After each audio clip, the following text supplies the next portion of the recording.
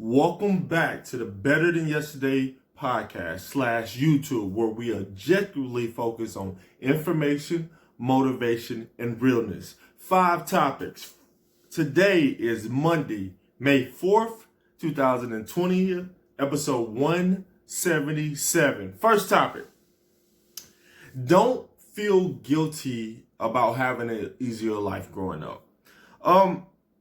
There's this thing it's like a guilt trip where like you meet people and their life might be worse than yours, or your life might be better. When I say worse than yours, when I say growing up, I meet so many different levels of people where some people have I would say at least financially an easier, better life growing up.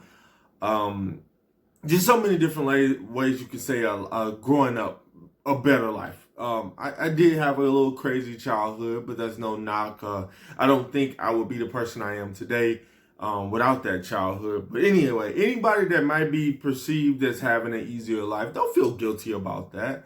Especially if you're a good person and you helping people out, because you did have sort of maybe a head start on things, or you was brought into money. But you know what I noticed is that does not necessarily mean that other parts of your life are great just because you might have a financial advantage.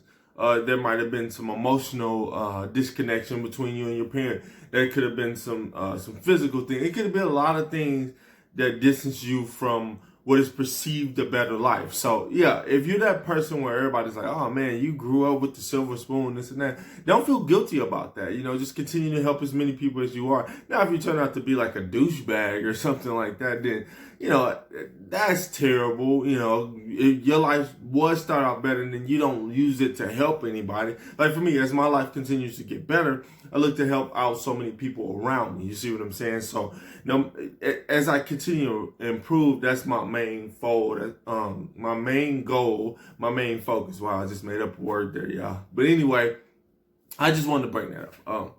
Topic 2. Look, don't be afraid to have tough conversations. Tough conversations get things solved. Point blank, period.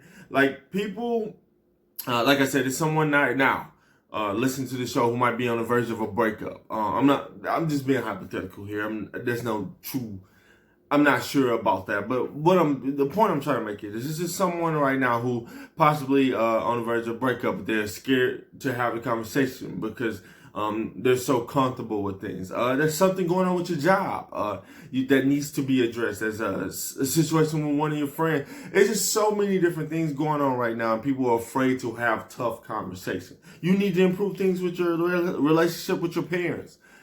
Have a tough conversation. Look, they might not necessarily understand where you're coming from, he or she, whoever you need to talk to about this situation, or it could be a group of people. But once it's out there, what they say, the squeaky wheel gets the oil.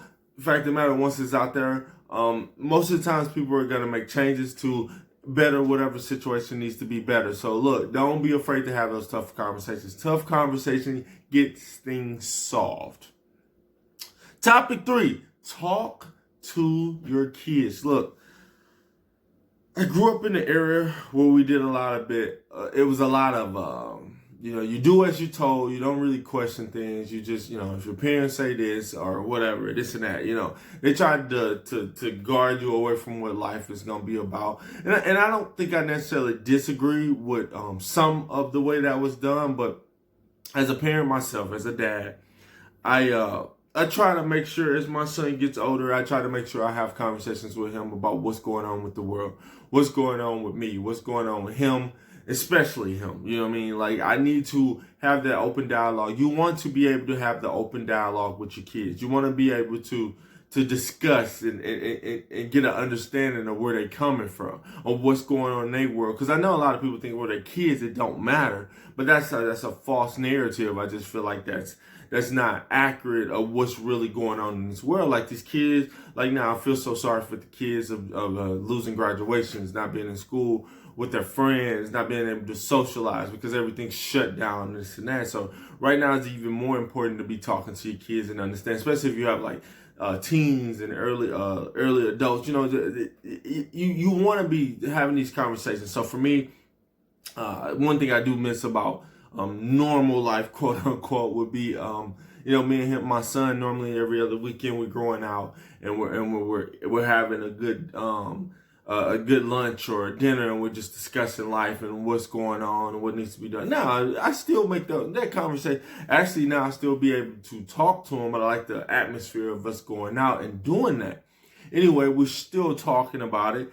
And like I said, it's just a strong suggestion that you're understanding what your kids are. Don't just assume that just because they're kids, their problems don't matter. And that's not even accurate. Like I said, we just have to be speaking to them. Open dialogue helps build a better relationship as they get older. At least that's my opinion on the situation.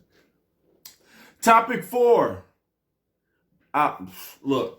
We discussed this topic a few times, and I will continue to reiterate. Again, I'm getting new listeners, new people, and I just want people to understand me here. I want to be considered black, not African American. Now, for the first time in my mind, it came to me. It was like, if you were born in Africa and you stayed there your whole life, when do you become of American African? You see what I'm saying? Like, when do you become American African? You see what just think about it. I'm born in America, and they just throw African American. I know nothing about Africa, never been there, don't even have a desire to go there. A lot of people say you should enjoy your roots. I enjoy my roots with the people that I know and the things like that, but I don't really feel like I need to go to Africa for that. Maybe I'll go to Africa to see the beautiful scenery or something like that, but not to know my heritage or nothing like that. I never really cared. Some people are like, well, you want to know where you come from? I come from here. I come from America, United States of America. That's where I come from. That's where my family comes from. I understand it goes far back, but I don't know if that's relevant to my life today. You see what I'm saying? I need to know what I own and what I can do here. But anyway, the whole point I'm trying to say is I'm black. That's what black is. For those listening or watching, black is considered strong. People are like, well, you're not a color of a. Black is considered strong. The Black Power movements of the 60s and 70s. Black changed this outlook for us. So when I say I want to be called black, that is strengthening to me. I don't want to be called colored, African American. Again, I don't get the whole African American. What in my whole mindset is African at all? Like, there's no African in me. I'm pure. Just call me American. But if you want to specify by color and race, I understand we do that for numbers and whatever we do. Why we separate like that, I don't know. Fact of the matter is, consider me as black. And most people I know want to be the strong, just consider black. I know people like, well, just call me white. Just call me whatever color, if you Asian or Native American or something like that. No, I can call you Caucasian, I can call you white, whatever you feel is best for you. But for me, this is what I keep trying to reiterate. For me, black is strong. African American makes no sense to me. Anyway, hopefully that was clear. Final topic, question everything. Topic 5, question everything. Look, I'm one of those people who question some things going on with the way they handle the things with the pandemic. Now, a lot of people might equate that to, that must mean you don't care about people's safety and blah, blah, blah, and all that. And that's totally another false narrative. I do care about people's safety. I care about people's health. But I still feel like there's some contradiction on a lot of different things. I'll probably use that for another topic. Well, quick.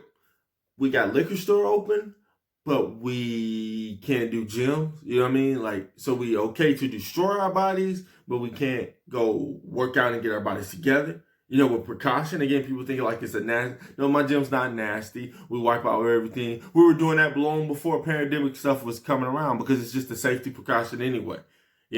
Anyway, whole point I'm trying to make here is,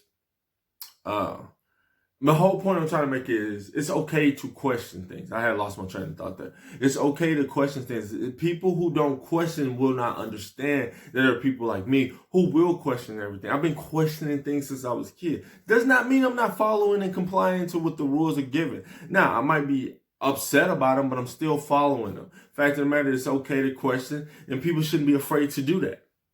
Thanks for listening to the Better Than Yesterday podcast / YouTube. You watching it. Today is Monday, and I want y'all to go out there and attack those goals.